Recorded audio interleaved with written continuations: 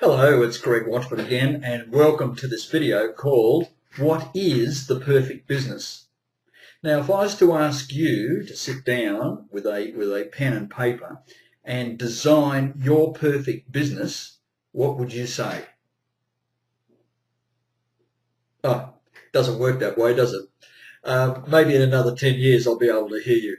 Well, seeing I can't hear you, how about I'll give you my take on what's the perfect business? Because in the last little while I've sat down with a pen and paper and thought, okay, if I really wanted the best business that I could design, what would it actually look like? Okay, so I narrowed it down to half a dozen points, major points, to actually set up a business. Now, my wife Wendy and I have run several businesses through the years, some from home, some remote, and some successful and some not. So I've got a bit of a pretty good overview on what I want in a perfect business. So let's start with the cost. Now, if I had $500,000 to throw at it, so that's a McDonald's franchise. No, I wouldn't want to do that.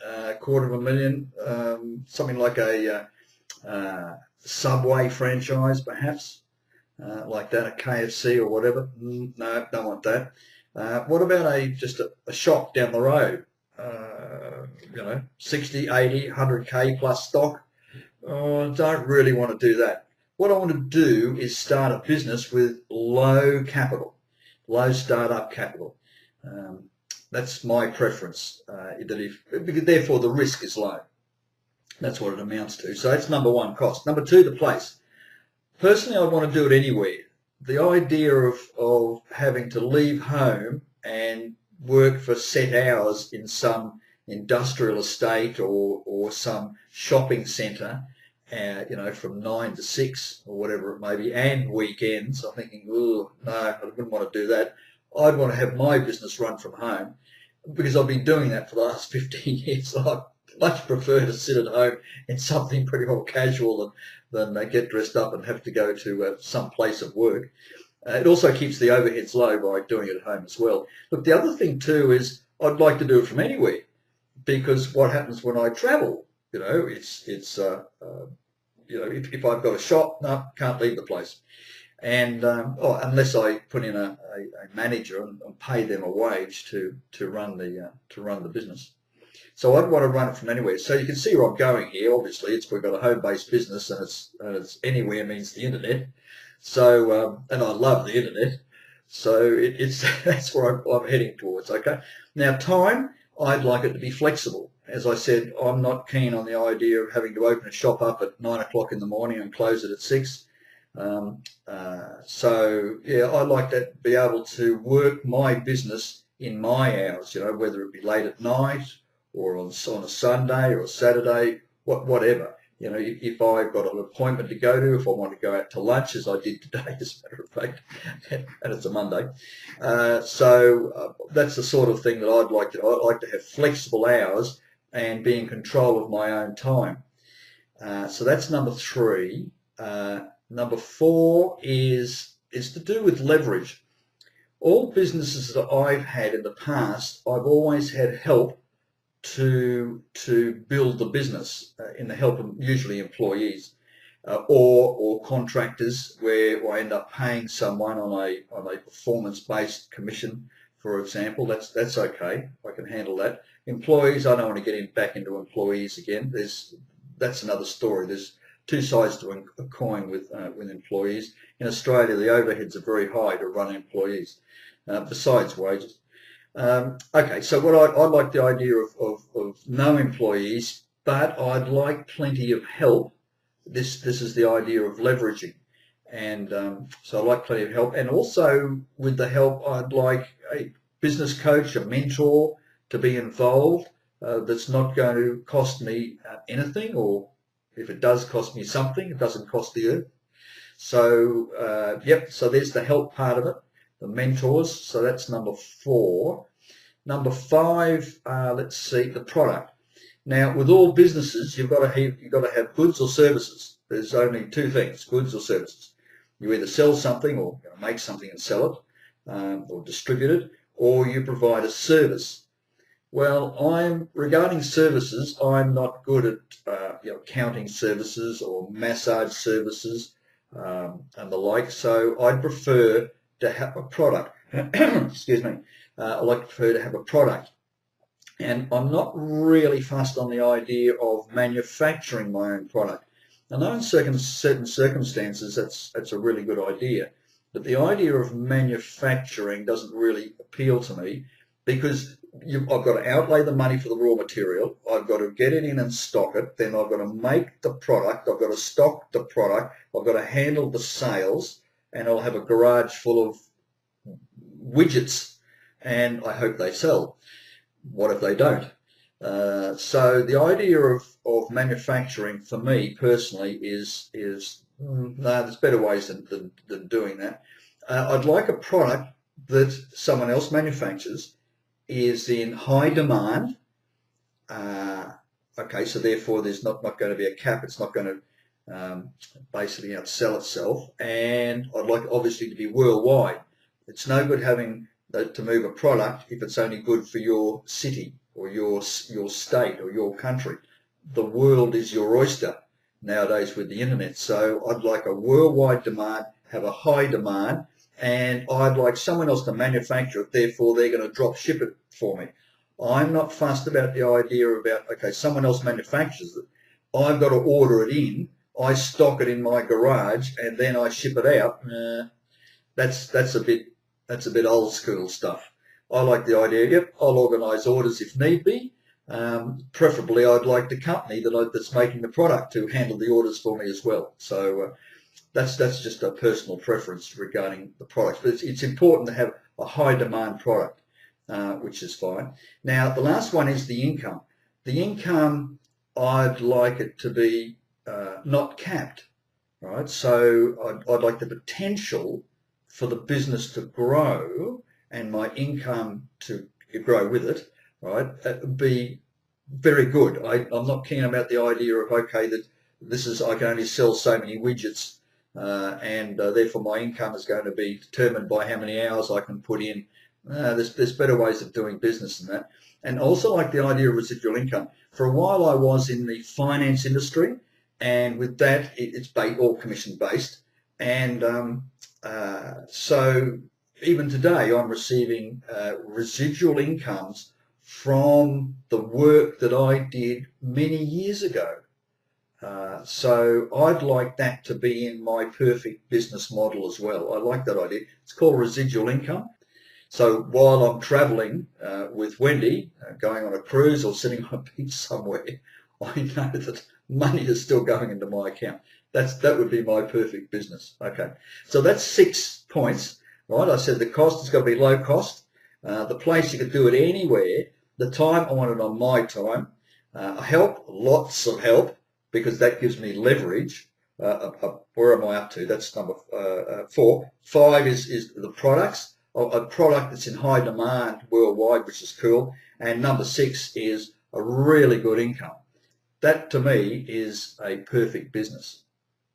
So what I'm going to do now is pass you over to Robert Kiyosaki. Now, Robert Kiyosaki is of the Rich Dad, Poor Dad fame, and I've already done some other videos with Robert Kiyosaki, and but I decided to throw this one in for you as well. This is a really good little video clip, and I'm sure you'll enjoy it. And I'll come back at the end. So just put your thinking cap on what we've just gone through. What's the perfect business in your eyes? And have a listen to Robert Kiyosaki.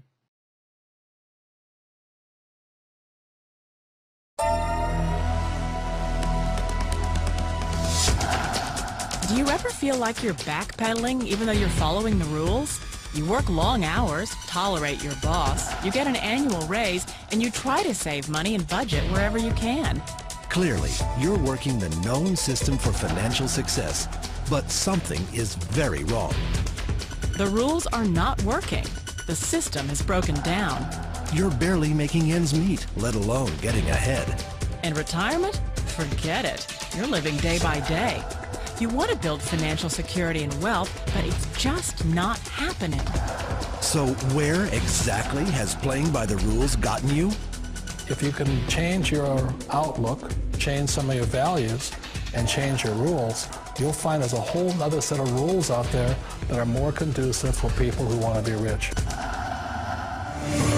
Financial expert, educator, successful investor, and best-selling author Robert Kiyosaki is about to give you the information you need to implement a realistic, achievable plan of building and growing wealth. Kiyosaki is the New York Times best-selling author of, among other books, Rich Dad, Poor Dad.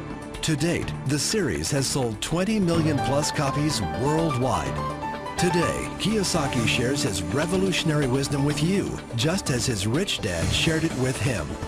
It's information that can take you from working for money to your money working for you. Information that can set you free. The story of Rich Dad, Poor Dad is really a story of two different fathers with two different sets of values and completely different sets of advice. So I don't mean to insult anybody or, to damage your values, but really that was the difference. For example, my poor dad always said, go to school, get good grades, get a high-paying job, work hard, live below your means, save money, get out of debt, have a good retirement plan. And that was my poor dad's values. My rich dad said, you probably won't get rich doing that way because very few people get rich following that plan. But you thought saving money made you money. If you take a look at this 40-year run on the dollar is designed economically to lose money every single year. So why would you save something that loses money every year? And what this means for somebody on retirement plans is that after you retire, the value of your dollar goes down and your cost of living keeps going up. To my rich dad, that was bad advice and made no sense. Again, it was different values. This goes against everything you've heard. A very important diagram my rich dad showed me when I was a little boy was a diagram known as a cash flow quadrant. And the quadrant is made up of the four different people who make up the world of business. So my rich dad said, in the world of business, there's E's, and E's stand for employees. An employee, he says, you can always tell who they are by their core values. And what the employee, whether the president or the janitor of a company, will always say the same words. The words are, I'm looking for a safe, secure job with benefits. That's what makes them an employee, because their core values are security. The other one of the four is the S, or the small business owner or the self-employed. And again, their core values will cause them to use the same words, which are, if you want it done right, do it by yourself. S means they're also solo. They're generally one-person act, or they operate by themselves. On the right side of the quadrant are the B's. And what Rich Dad said the B stood for was big business, or like Bill Gates. Forbes defines big business as 500 employees or more. And their words are different. They say, I'm looking for a good system, a good network, and the smartest people I know to help run my business. So they're unlike the S. They don't want to run the company by themselves. They want smart people to run their companies for them. And then the fourth of the quadrant is the I, and I stands for investor. These are people who have money work hard for them. These people are people who have people work hard for them. And these are the people that work hard for the rich here. So early on in my life, it was my poor dad who always said to me, Robert, go to school and get a high-paying job.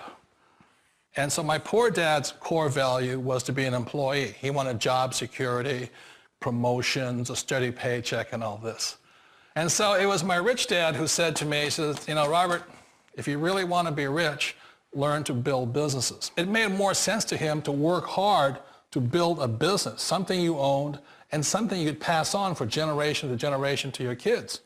Whereas my poor dad said work hard, but my rich dad said, why would you work hard for something you'll never own and you can get fired from right away? Again, that was a difference in values. So my rich dad suggested I learn how to be a business owner and learn how to be an investor. And that's one of the big differences. On this side of the quadrant, these people here work for security. They work for money also. On this side over here, their key value that they want is they want freedom. They don't want to have to work at a job anymore. They don't want to have to work for the rest of their lives. So the beauty of building a business and learning how to invest is very simply that this is passive income. You work hard for a few years, but possibly for the rest of your life, income keeps flowing to you. Of all the businesses out there, which type do you choose? One of the reasons I consider a direct selling business a perfect business is very simply because the company will work with you to get the business skills that make you rich. Always remember that it's not money that makes you rich, it's business skills. And that's why it's a perfect business. They'll take as long as you like to get the skills to make the money. And that's a lifetime skill thing. The other part about it is the low startup costs. Where else can you get in for under $500 and get these skills? For people who want to make the shift over to the B quadrant, which is what I would recommend for people, one of the beauties of a network marketing company is that you can do that for a very low price. And that's why I talk to people about considering network marketing. If you're to build a Microsoft, it would take you hundreds of millions of dollars. But a network marketing company allows you to start at a very low rate. They'll be patient with you. They'll take their time to transition over here. And the reason why that time is so important to most people is it takes time to change those values. And the most important thing is once you take the time, let's say it takes 1 year, 2 years, 5 years, whatever time it takes, once you see the value or the core values of this side and this side, you're unstoppable. Today, I would never go back and get a job. Why should I? I'd rather stay on this side, build companies, pay less taxes, and make more money. But the key is a person needs to change the values from my poor dad to the values of my rich dad. And that's one of the beauties of network marketing companies. They allow you the time, and at very low cost, they'll work with you to make that transition over there. The number one asset a person can build is build a business. That is the smartest thing you can do. You've been told the corporate ladder is the surest route to your success. Years ago, I decided not to follow the corporate ladder simply because, again, it was values. My poor dad always said, go to school and get a high-paying job with the government or a big corporation. But my rich dad said, why would you work so hard at something you'll never own? You can't sell your job. You can't pass it on to your kids. So to me, it never made any sense. It made more sense to build my own business and hire other people. The other reason is that you really don't have much control if you're in the corporate ladder world. For example, you can get fired at any time, or today we have what's called M&As, or mergers and acquisitions, where another company buys another company. So you could be a great employee, but the company that buys your company just fires you. Wait a minute. This sounds too good to be true. Like one of those get-rich-quick schemes. It's not a get-rich-quick formula. You don't just do it overnight. It takes time. I still remember the first time I made that transition was back in 1978 when I fully quit my job and I had to depend upon my company that I was building to support me. So I understand the fear. The beauty, the most important thing to remember is this. There's two kinds of people in the world. There are the types that will say, you'll never make it. And I had a lot of people, a lot of friends and family saying that. You're stupid, don't do it. And the second type were the people that said, go for it, you can do it. Don't worry about it, we'll cover you. So the most important thing is support of friends and family. One of the beauties of a direct selling company is that they provide that personal support to you for as long as it takes you to make the journey from the left side to my rich dad side. You always thought being self-employed was living the American dream. One of the challenges of being self-employed is that you're your own boss. You're the solo act. Like in the S quadrant, you're the individual. You do it on your own. Whereas in the B quadrant, you're a team player. You have to depend upon your team and count on your team. So the problem with being an S is that, let's say you're in a traffic accident, there goes your income. And let's say you get older and you haven't set enough money aside to retire on, that means you'll probably have to work for the rest of your life because you don't have anybody else to fall back on, not a team to count on. So one of the problems with the S, although most people say it's the most satisfying of all work, it is a solo act and you're totally on your own. Personally, I'd rather be a member of a team if they can count on me and I can count on them.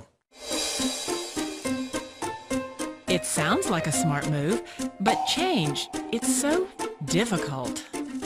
We all know the world has changed, but sometimes the hardest thing to change is ourselves. And being an old guy, I sort of know the older I get, I sometimes get more set in my ways. And I think that's one of the things that a direct selling business offers people, why it's the perfect business. They allow you to take your time to make the mental, emotional, and physical changes required to move from the left side to the rich dad side. I think that's a big thing. It's a very gracious, it's a very elegant way, it's a patient way of supporting you in making the changes of your life.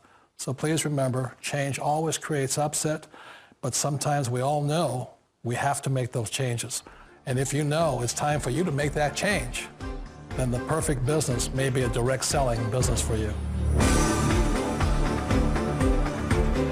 Direct selling. It is quite possibly the perfect business for you. For more information, contact the person who gave you this video. Did you get value out of that from Robert? I found that really interesting. One of the funny things about Robert, do you know he's a samurai? I don't know if you know that. You can imagine him all dressed up in a samurai wielding a sword. He actually flew helicopter gunships, those big things with those huge machine guns in the Vietnam War. And after he did that, he got out of the Marines, and he was selling photocopiers for Xerox in Honolulu for many years. He became one of their top salesmen. But what he found some mentors, and they taught him, and that's one of them was his rich dad, of course, and there's another one called Dr. Buckminster Fuller.